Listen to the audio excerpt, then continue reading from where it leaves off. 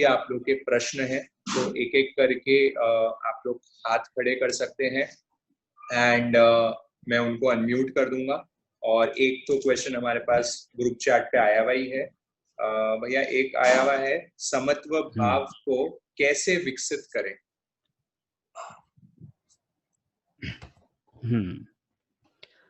समत्व भाव जब भी अपने साथ कुछ घटित होता है उस समय हम आपा खो देते हैं। प्राय यही प्रॉब्लम मैं भी फेस करता हूं या अनेकों फेस करते होंगे कि जानते हैं, करना चाहते हैं, पर जब करने का समय आता है तब चूक जाते हैं। समत्व भाव का प्रयास ध्यान के माध्यम से किया जा सकता है, क्योंकि ये अनादि के संस्कार है। बहुत समय से हम उस समत्व भाव के अभाव में रच पच चुके हैं, इसलिए वापस समत्व में आने के लिए थोड़ा प्रयत्न लगता है। तो ध्यान के माध्यम से समत्व भाव में आने का प्रयास किया जा सकता है, एक व्यवहारिक समाधान है। प्रायोगिक के रूप में देखा जाए तो जब गलती होती है उस समय जागृति होना अच्छी बात है, पर जब गलती होती है तब जागृति नहीं रहती है, यही हमारी दुविधा होती है। तो जब गलती होती है तब जागृति चूक जाए और वापस गलती हो जाए तो उस गलती को रियलाइज कन्फेस कर उससे रिलीव होने का प्रयास करें, जिसे अतीत का प्रतिक्रमण कहा गया है। वापस वह पुनरुक्त नहीं हो, वापस रिपीट नहीं हो वह गलती, उसके लिए कोई छोटा सा नियम लेकर चलने का प्रयास करने पर कुछ समय में समत्व का आभास या समत्व की प्राप्ति हो सकती है, ऐसा लगता है इस छोटे से अनुभव में। ठीक है। इसके अलावा किसी का कोई डाउट है? ऑफिशियली हमारा आज का सेशन ओवर हो चुका है, तो जिज्ञासा जिनकी है या सिर्फ जो जिज्ञासा के क्वेश्चन आंसर सुनना चाह रहे हैं वो वेट कर सकते हैं। अब सिर्फ जिज्ञासा राउंड ही चलेगा। और किसी का कुछ क्वेश्चन?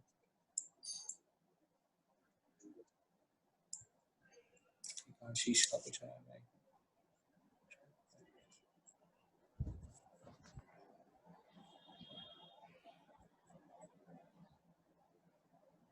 आशीष जैन, आप कुछ पूछना चाह रहे हैं क्या? आपका प्रश्न में कुछ समझ नहीं आया, आपने चैट पे लिखा है, तो आप एक बार मैं आपको अनम्यूट कर देता हूँ। बोलिए।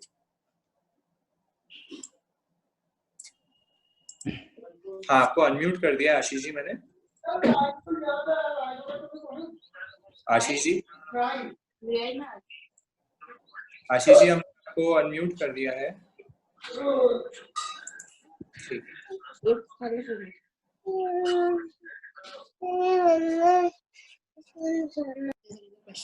हाँ, एक क्वेश्चन आया है भैया युक्ति बम का। So how to relieve from the wrongs we have done to people who are no more in contact with us, as we cannot confess to them in person. Exactly. जब भी हमसे कोई गलती हो चुकी है किसी के प्रति, पर वो अभी इस संसार में नहीं है, या फिर हमारे सामने नहीं है, या हमारे समक्ष में नहीं है, या फिर हमारे पास तो है लेकिन उनके सामने जाकर कन्फेस करने की अपने में हिम्मत नहीं है। तीनों सिचुएशंस होते हैं। जब भी किसी के प्रति हमने दुर्व्यवहार कर दिया और वो अपने मन में वही पीड़ा पैदा करती है, तो उनको याद करते हुए उनके प्रति अपनी क्षमा याचना और आभार की अभिव्यक्ति करें। बार बार क्षमा याचना कर कर उस ट्रबल से रिलीव होने का प्रयास करें। क्षमा याचना करना आप उससे रिलीफ कुछ समय में महसूस कर सकते हैं। जैसे क्षमा याचना को भी एक विधिवत करने का प्रयास करें। कोई विधिवत आसन जैसे वंदनासन लिया, क्योंकि विस्तार में लेने का समय नहीं है, संक्षिप्त में बताने का प्रयास करता हूँ। वंदनासन से आपके हार्मोनल चेंजेस होते हैं बॉडी में। वंदनासन लेकर उस व्यक्ति को एक बार याद करें। वह आत्मा जहाँ पर भी विराजमान है उसको, उससे अपनी जो गलती हुई है उसको एक बार रिवाइज करते हुए यह कहें अपने आप से ये मेरे कर्मों का परिणाम था और मुझसे ये गलती हो गई है, इसके लिए मैं आपसे क्षमा याचना चाहता हूँ। इसके 3 स्टेप्स हैं, मंगल भावना, मंगल याचना और क्षमा याचना। पहली बात है मंगल भावना। जिससे भी अपनी गलती हो गई है उस व्यक्ति के साथ मंगल भावना करें कि wherever you are, however you are, आपको अच्छी गति मिले, अच्छी स्थिति मिले, अच्छा ज्ञान का रास्ता मिले। This the gift what we are presenting to them. दूसरी है मंगल याचना। वापस हमारा कभी मिलने का काम पड़े किसी भाव में, किसी रूप में, तो आप हमारे आत्म मार्ग के सहायक बनकर मिले, कल्याण मित्र बनकर मिले। तीसरी बात, अब तक आपके प्रति मुझसे जो भी गलती हुई है, मैंने जो भी त्रुटियां की है, उसके लिए आपसे मन से मैं क्षमा याचना चाहता हूँ। इससे रिलीव हो सकते हैं मंगल भावना, मंगल याचना और क्षमा याचना से। ठीक है भैया। हाँ, इसके बाद प्रश्न आ रहा है, अगर जो टाइप नहीं कर पा रहे हैं वो अपना हैंड भी रेस कर सकते हैं, तो मैं उनको अनम्यूट कर दूंगा ताकि आप एक रेज हैंड का ऑप्शन आता है नीचे, आप देखेंगे आपके मोबाइल पे ही, तो मैं उसको अनम्यूट करके आपको आप फिर अपना क्वेश्चन पूछ सकते हैं। एक तृप्ति जैन का एक क्वेश्चन आया है भैया, ज्ञान या श्रद्धा में क्या ज्यादा इम्पोर्टेंट है? तृप्ति जी, मैं आपको अनम्यूट, तो आपको कुछ डाउट है तो आप पूछिए। जी सर। तृप्ति जी, जय जिनेंद्र, आप श्रद्धा किसको? जय जिनेंद्र। श्रद्धा को महत्व ज्यादा देती हूँ। श्रद्धा जैन धर्म किसे कहते हैं? श्रद्धा अटूट भक्ति, भगवान ने जो कहा उस पर विश्वास, परम विश्वास। देखिए, विश्वास और श्रद्धा, हाँ, विश्वास और श्रद्धा 2 विषय हो गए। जब तक अपने पास ज्ञान पूर्ण नहीं रहता तब तक हम ज्ञानियों पर विश्वास कर कर चलते हैं, और जब ज्ञान प्राप्त हो जाता है तो अपने भीतर श्रद्धा प्रकट होने लगती है। उदाहरण में मान लीजिए, मैंने आपको कहा कि मेरे पास है ना 10 लाख रुपए है तृप्ति जी, मैं और आपको देने वाला हूं, तो आप मुझ पर विश्वास कर लेंगे। लेकिन आपके विश्वास में कहीं ना कहीं थोड़ा डाउट होगा कि इनके पास है या नहीं है, देंगे या नहीं देंगे, श्योरली है या नहीं है, कहीं चुपके तो नहीं बोल रहे हैं। अब समझ लो मैंने आपको मेरे पास जो 10 लाख रुपए है वो थैली खोल कर दिखा दिए, देखिए मैं लेकर आया हूँ आपको देने वाला। उसके डाउट है तो समाप्त हो जाएगा, वहां कोई डाउट रहेगा नहीं। कहने का तात्पर्य, जहां पर प्रश्न नहीं होता है वह श्रद्धा है, और प्रश्न रहित श्रद्धा, जिसे अनुत्तर श्रद्धा कहते हैं, और श्रद्धा उपजती है ज्ञान से।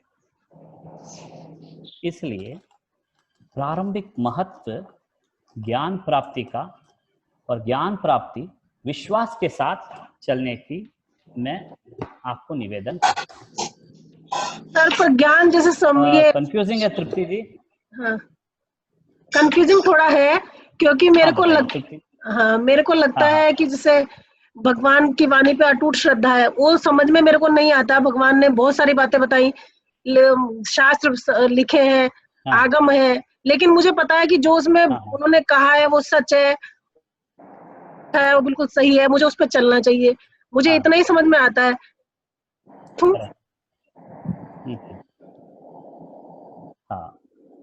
हेलो। हाँ भैया। हेलो। हाँ तृप्ति जी। हेलो। जहाँ, हाँ जी। हेलो, हाँ, आवाज आ रही है? आवाज आ रही है? हेलो। हाँ जी, मुझे आ रही है, आपकी प्रॉपर आवाज आ रही है। हाँ जी। हेलो। आगम में एक बार विवरण मिलता है। हेलो। जी सर। एक जगह विवरण मिलता है, भगवान से पूछा जाता है कि भगवान, मैं पढ़ता हूँ, सीखता हूँ, पर कुछ मेरे पल्ले नहीं पड़ता है। तृप्ति जी सुन रहे हैं ना? हाँ भैया, आवाज आ रही है, आप बोलिए। मैंने उनको म्यूट कर दिया, डिस्टर्बेंस हो रही है। मैं पढ़ता हूँ, सीखता हूँ, लेकिन मुझे कुछ पल्ले नहीं पड़ता है, कुछ मेरे दिमाग में पूरा बैठता नहीं है। भगवान, तब क्या करूं? तो भगवान ने कहा, तब है ना एकदम सरल भाव से, गुरु भक्ति से, जो मार्गदर्शी, यानी हमें जो मार्गदर्शन दिखाते हैं, जो बताते हैं, उसे स्वीकार कर लो। यानी स्वीकार भाव के साथ चलना चाहिए, विश्वास करते हुए, गुरु भगवंतों पर विश्वास करते हुए वो जो बताते हैं उसे सरल भाव से स्वीकार करना चाहिए। उसमें ज्यादा किंतु परंतु न हो तो अपने भीतर से ही ज्ञान प्रकट हो सकता है। जैसे आपने सुना होगा कि बहुत सारे अभवी आचार्य अनेक भवी साधकों को मोक्ष पहुंचाने के निमित्त बन जाते हैं। जो आचार्य स्वयं अभवी है, इतने भवी शिष्यों को कैसे मोक्ष पहुंचा सकते हैं या फिर पहुंचाने में निमित्त कैसे बन सकते हैं? जो स्वयं कभी सम्यक ज्ञानी नहीं बन सकते और वे अनेक शिष्यों को केवल रहे हैं। महत्व आचार्य का नहीं, वहां महत्व उस शिष्य का है जिसने सरल भाव से, स्वीकार भाव से उस गुरु को भी स्वीकार किया, बिना जिज्ञासा और बिना प्रश्न के, और उसकी सरलता के, निर्जरा के प्रभाव से उसे केवल ज्ञान प्रकट हुआ और उस केवल ज्ञान से वह सिद्धत्व की ओर विहार किया। अब सिंपली तृप्ति जी ने जो पूछा है उसको ज्यादा कॉम्प्लेक्स न करते हुए अगर बताना चाहूं तो ज्ञान से पहले श्रद्धा का स्थान होता है, क्योंकि श्रद्धा से ज्ञान का मार्ग खुल सकता है। और कोई जिज्ञासा? तो इसके बाद एक जिज्ञासा आई है, निशा जी की आई हुई है। Sometimes we do same mistakes, we try to stop it but can't control. use कैसे रोकें? उसे कैसे रोकें? सॉरी, उसे कैसे रोकें? कई बार क्या हो जाता है? प्रश्न आपका और विवरण में है, मैंने आपको अनम्यूट कर दिया। निशा जी, बस यही पूछना था कि बहुत गुस्सा कोशिश करते हैं बट नहीं कंट्रोल, बाद में रियलाइज होता है कि नहीं करना चाहिए। ठीक है। हाँ भैया, जैसे निशा जी, जब भी गुस्सा आता है ना किसी को, और गुस्सा आने के बाद हम रिएक्ट करते हैं, इन दोनों के बीच में एक छोटा सा स्पेस होता है। अगर उस स्पेस में हम एक मोमेंट के लिए रुक जाएं तो हमारे गुस्से का इम्पैक्ट बदल जाता है। समझ लो किसी ने कुछ कहा और हमें बहुत गुस्सा आया, कुछ फेंकने वाले थे, इतने में मोबाइल पे कॉल आ गया, अब डाइवर्ट हो गए। अब जो फेंकने वाले थे वो रोक दिए। बच्चा मस्ती कर रहा है, जाकर फटाक से मारने वाले थे, कॉलिंग बेल आ गया, डाइवर्शन मिल गया, और अपना जो वो इम्पैक्ट था वो एकदम शांत हो जाए, कम हो जाएगा। अब नहीं चाहते कि वो रिपीट हो, फिर भी बार बार रिपीट हो रहा है, ऐसी कोई आदत सी पड़ गई है जो वापस, हेलो, हाँ भैया, तो उसको पॉजिटिव अफर्मेशंस के साथ अपने आप के संस्कारों को बदलने का प्रयास किया जा सकता है। सो इन शॉर्ट भैया कह रहे हैं कि पॉजिटिव अफर्मेशंस का सहारा ले सकते हैं निशा जी। तो आई होप आपका डाउट इससे सॉल्व हो गया होगा। आगे चलते हैं हम भैया। दिनेश जी का एक मैसेज आया हुआ है, in case you have hurt any person many times in the past but you don't remember all the incidents, then how to confess for those unremembered incidents. मेरे ख्याल से इसका आंसर दिनेश जी अभी भैया ने किया ही था पहले वाले क्वेश्चन में जो आया था, कि आप कैसे कन्फेस करके और मंगल कामना और जो मंगल याचना भैया ने आपको बताए थे 3 स्टेप्स, तो इससे शायद इससे आपका क्लियर हो गया होगा। और भी इसमें अगर आपको कुछ डाउट है तो आप पूछ लीजिए। नेक्स्ट क्वेश्चन पे मैं चाहता हूँ संगीता जी का। मन में अनवरत विचार आते हैं, भैया ये बहुत अच्छा क्वेश्चन है, जिनका हमारी प्रकृति से कोई संबंध नहीं है, उन विचारों से कैसे मुक्ति पाएं? हाँ।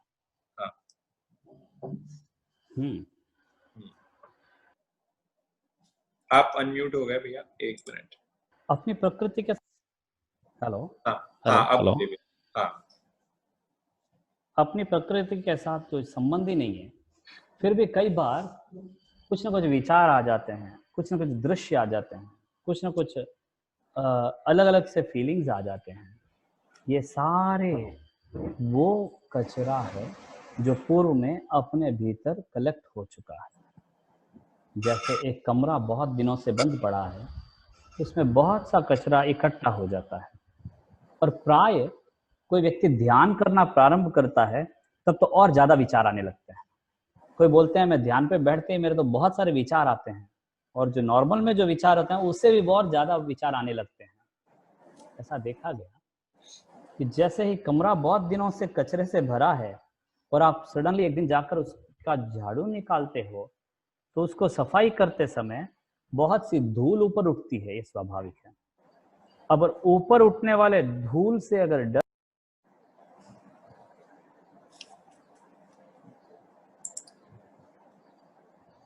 भैया आप म्यूट हो चुके हैं। डर जाओ भैया थोड़ा सा पहले से वापस बता दीजिए। धूल तक आ गए थे हम, फिर आप म्यूट हो गए थे। ओके। तो जब जो धूल सफाई कर रहे हैं कमरे का, तो धूल उठना स्वाभाविक है, और जब धूल उठता है तो उससे कोई व्यक्ति भयभीत हो जाता है, तो कमरे की सफाई नहीं हो सकती। और जो भी अनरिलेटेड, अनकनेक्टेड विचार या दृश्य अपने भीतर प्रकट हो रहे हैं, तो समझ लेना अपने पूर्व का जो भी कलेक्टेड चीजें हैं वे सारे बाहर निकल रहे हैं। क्योंकि जो भी विचार आएंगे वो अनरिलेटेड नहीं है, अननोन हो सकते हैं, मेमोराइज्ड हो सकते हैं, अपनी स्मृति में नहीं हो सकते हैं, बाकी अनरिलेटेड नहीं हो सकते, वो अपना ही कलेक्टेड है। तो जो भी आ रहा है उसे आने दें, आने के बाद एक छोटा सा काम कर लें। जो भी विचार आया, जिसका भी विचार आया, जिससे संबंध में भी विचार आया, उन सारे निमित्तों से क्षमा याचना और आभार। कभी न कभी आपसे बंधन रहा होगा, इसलिए आज ये निमित्त ये इस रूप में प्रकट हुआ है। अब मैं भी आपको मुक्त करता हूँ और आप भी मुझे मुक्त करें। इस भावना से, क्षमा याचना और आभार से रिलीव होने का प्रयास करें। ठीक है भैया, आई होप संगीता अभी आपका इससे प्रश्न सॉल्व होगा। मैं आपको अनम्यूट कर देता हूँ। ठीक है संगीता भाई, ठीक है, ओके। इसके अलावा किसी का और कोई डाउट हो? एक महक एक प्रश्न पूछना चाह रही है भैया। जय जिनेंद्र भैया, मेरा ये डाउट था कि जब ध्यान करने बैठते हैं तो उसमें थॉट्स आते हैं, वो नॉर्मल है, बट थॉट्स में हम बह जाते हैं, वो थॉट्स में हम फ्लो में चल जाते हैं, और फिर ऐसा लगता है कि कर्म निर्जरा की बजाय कर्म बंधन ज्यादा हो रहा है, क्योंकि हम उसी थॉट में कितनी देर तक चलते रहते हैं।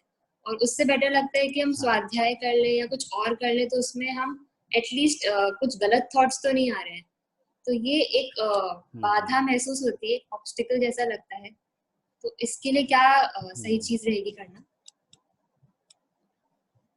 मन है ना, बहुत छोटे बच्चे की भांति होता है। जितना मन व्याप्त, विशाल और गहन है, उतना ही नादान है। उसको जितना आप मना करोगे ना कि नहीं बहना है, विचारों में नहीं जाना है, वो उतना ही बहना प्रारंभ करेगा। कभी देखना, कोई विचार बार बार आता है ना, तो आप उसको रोकने का प्रयास करेंगे तो और आने लगेगा। आप प्रयत्न पूर्वक उस विचार को देखने लग जाओ तो 2 क्षणों में ओझल हो जाता है। इससे थोड़े समय के बाद एक प्रयोग आप करना कि कोई भी आपके पूर्वज या परिवार वाले जिनको एक बार स्मृति करना हो,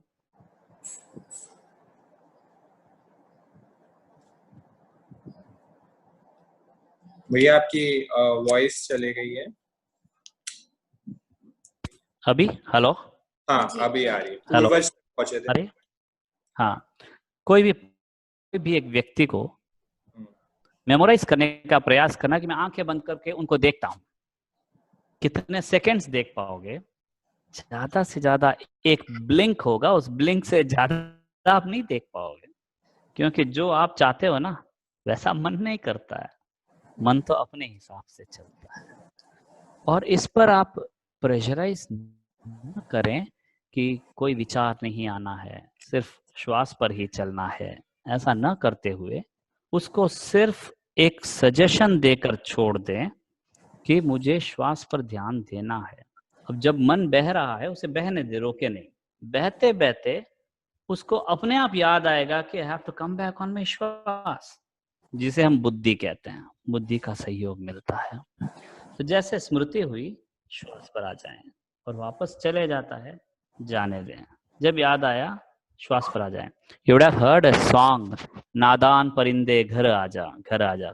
वैसा मन बहुत नादान परिंदा होता है, ठीक है। तो मैं जो प्रयोग से प्रारंभ किया था, तो ऐसा ही प्रयोग था कि 5 मिनट से प्रारंभ किया था कि आंखें बंद करके सिर्फ बैठ गया और श्वास से प्रारंभ किया। मन कहीं जा रहा है, नॉट बॉदर्ड, जितनी देर जा रहा है जाने दे। जब याद आया श्वास पर आ गया। ये प्रारंभ में 5 मिनट में शायद पूरा टाइम मन बाहर ही घूमता था, 1 या 2 बार श्वास पर आके रह जाता। चलते चलते चलते न श्वास पर टिकने का समय बढ़ता गया, बाहर घूमने का काम कम होता गया। तो प्रयास से, अनवरत प्रयास से धीरे धीरे चंचलता कम हो सकती है। और इसके अलावा अपने खाने पर भी असर पड़ता है, इसलिए खाना भी सात्विक हो, यह सुझाव है।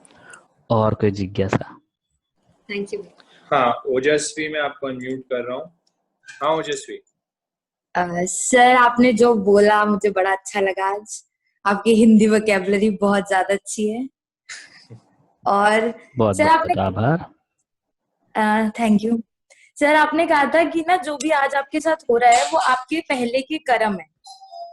तो मैंने टाइम पहले पढ़ा था कि एक बच्ची जो 1 महीने से भी कम जिसकी एज है, उसको उसके पेरेंट्स ने छोड़ दिया कहीं पे, रोड पे कहीं भी। तो मतलब उसने अब पिछले जन्म में वैसा किया था। हाँ, मतलब उसने पिछले जन्म में क्या किया था ये तो केवल गम्य है, लेकिन इस जन्म में उसके साथ जो हो रहा है वो उसके ही कर्मों का परिणाम माना जाता है। मतलब तो ऐसे तो अपने हाँ बोलिए बोलिए। तो ऐसे तो उसका वुमेन होना ही बैड लक हुआ ना, क्योंकि वो गर्ल थी इसलिए उसको छोड़ दिया। और जो भी वायलेंस होते हैं अगेंस्ट वुमेन ज्यादा होते हैं। हाँ, अब यहाँ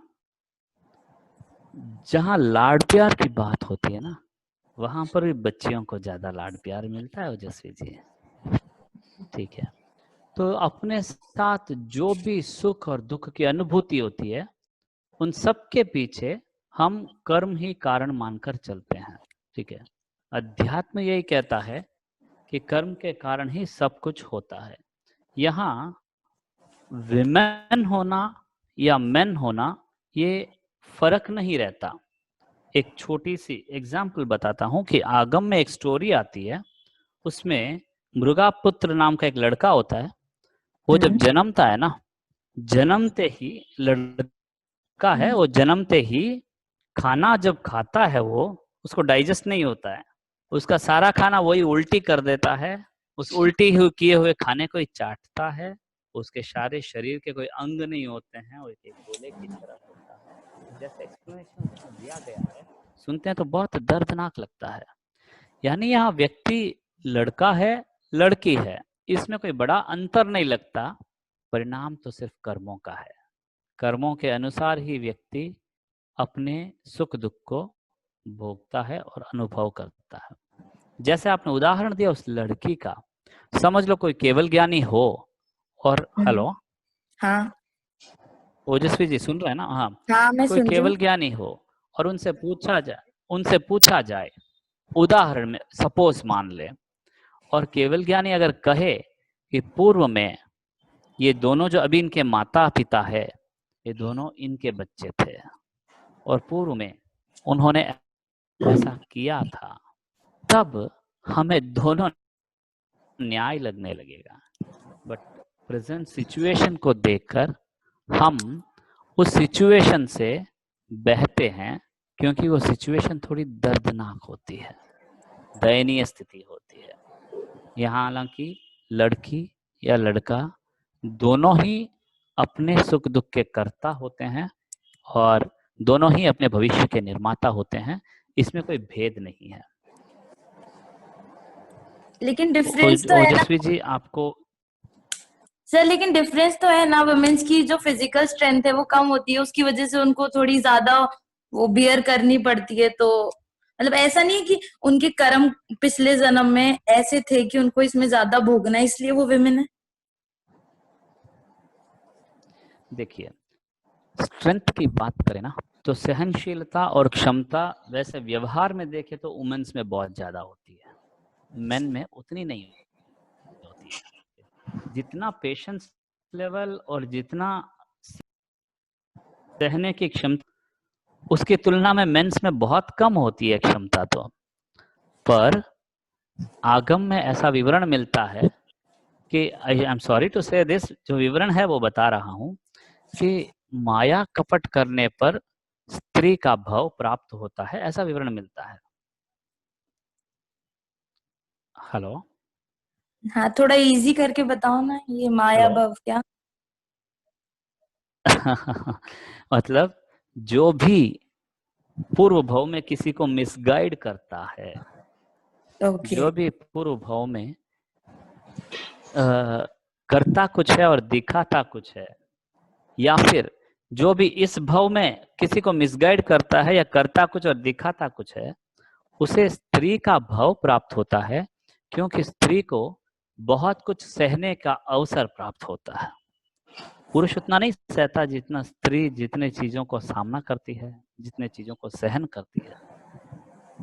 इसलिए इस दृष्टि से ऐसा लगता है, संभवतः जहां तक पढ़ा है उस हिसाब से, कि पूर्व भाव के कर्म के परिणाम से ही स्त्री का भाव भी प्राप्त होता है या पुरुष का भाव भी प्राप्त होता है। ओके, ओजस्वी जी, क्लियर हुआ आपका? हाँ क्लियर हुआ, हाँ हो गया। हाँ, हम यहाँ पर हर एक होने वाले, हर एक सिचुएशन, हर एक मोमेंट, हर एक चेंज, हर एक एक्सपीरियंस के पीछे कर्म को ही प्रधान मानते हैं। इसके अलावा कोई कर्ता होता है, कोई ऑर्गेनाइजर हो। पीटने के लिए मेरे भीतर जो राग द्वेष आया वो अधर्म है, मेरी प्रवृत्ति अधार्मिक प्रवृत्ति है। यानी परिणाम जो भी हो रहा है वो सारा न्याय पूर्वक होता है, और मेरा जो चिंतन, मेरी जो प्रवृत्ति है वो धर्म या अधर्म का डिसीजन करती है, डिसाइड करती है। युक्ति जी को एक बार। हाँ, युक्ति क्लियर है आपको? थोड़ा सा इसमें भी मतलब अभी भी कंफ्यूजन है कि अन्याय अन्याय जैसे अब प्रेजेंट सिचुएशन में अन्याय भी हो रहा है और अधर्म भी। यस। तो अब युक्ति जी, हाँ, तो क्या जो अन्याय हो रहा है वही अधर्म हो रहा है, वही उसी को हम अधर्म कहेंगे? हाँ, अब देखिए, मैं कहीं गया और मैंने बाइक बाहर पार्क की, मेरी बाइक चोरी हो गई। अब जो मेरी बाइक चोरी हो गई उसमें अन्याय कहाँ है और अधर्म कहाँ है, ठीक है, और न्याय कहाँ है? मेरी बाइक चोरी हो गई, ये मैंने पूर्व में कहीं ना कहीं कोई चोरी या कोई नुकसान किया है, जिसके परिणाम से मेरी बाइक अभी चोरी हो गई, ठीक है। ये न्याय था, क्योंकि मैंने कभी चुराया इसलिए मेरी चुराई गई, ये न्याय था प्रकृति का। अब जिसने मेरी बाइक चुराई है ना,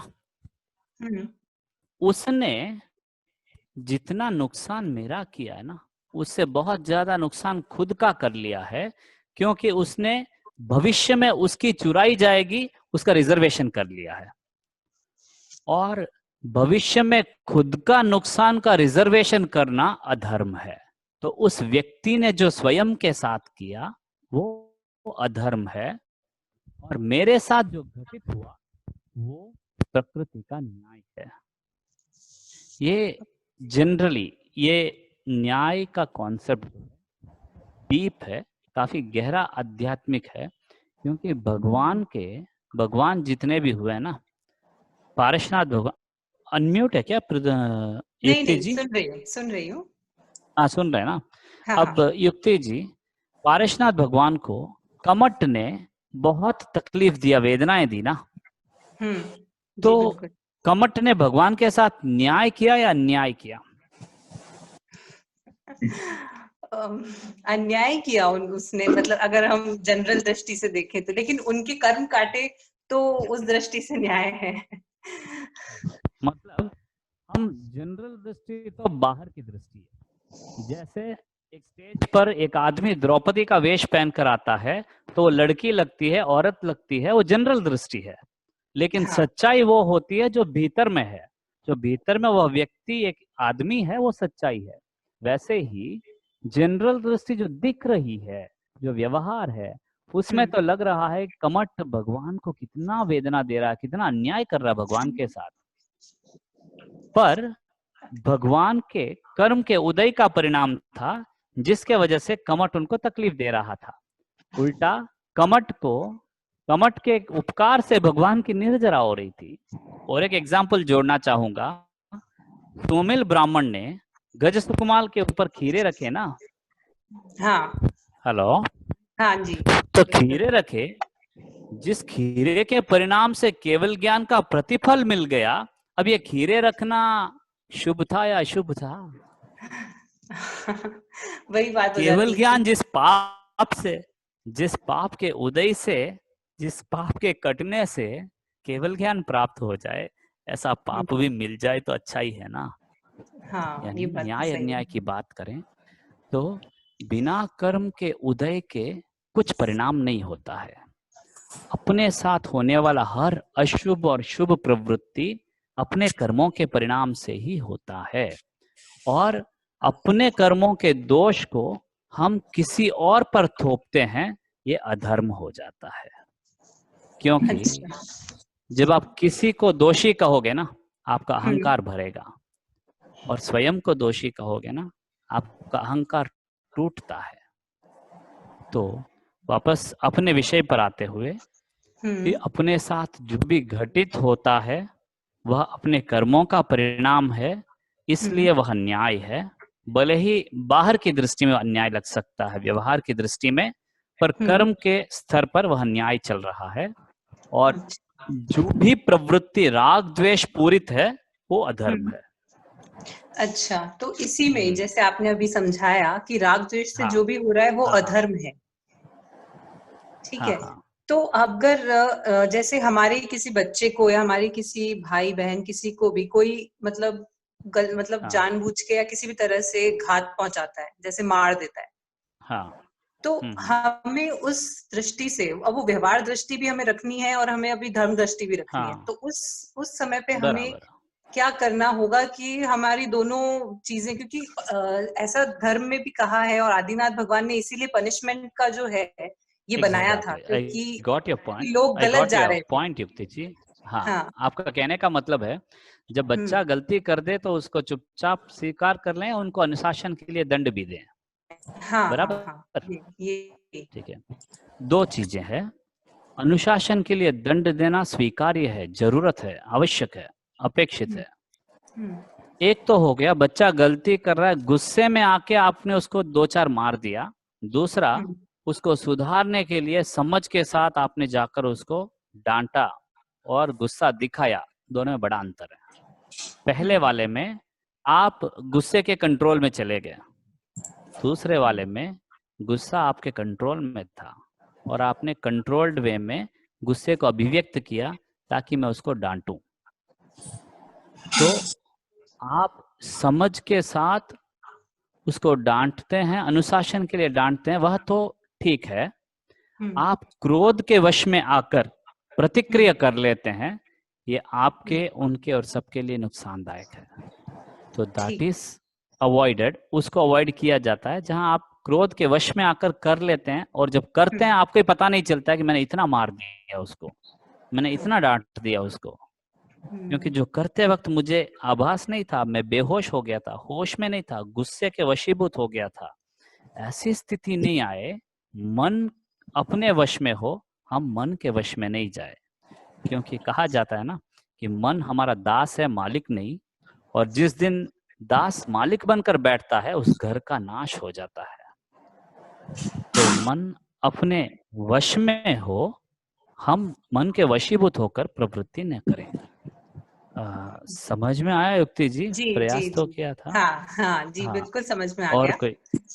थैंक यू हाँ सो जी, मच। अगर हाँ जी, हाँ अगर ये हेलो, सारांश में, हाँ अगर सारांश में मैं ये मतलब मुझे जितना समझ में आया मैं हाँ बताती हूँ हाँ जी, हाँ जी, कि हाँ जी, जो अनुशासन के लिए हम किसी को दंड भी दे रहे हैं तो वो मतलब अधर्म नहीं कहलाएगा। नहीं कहलाएगा।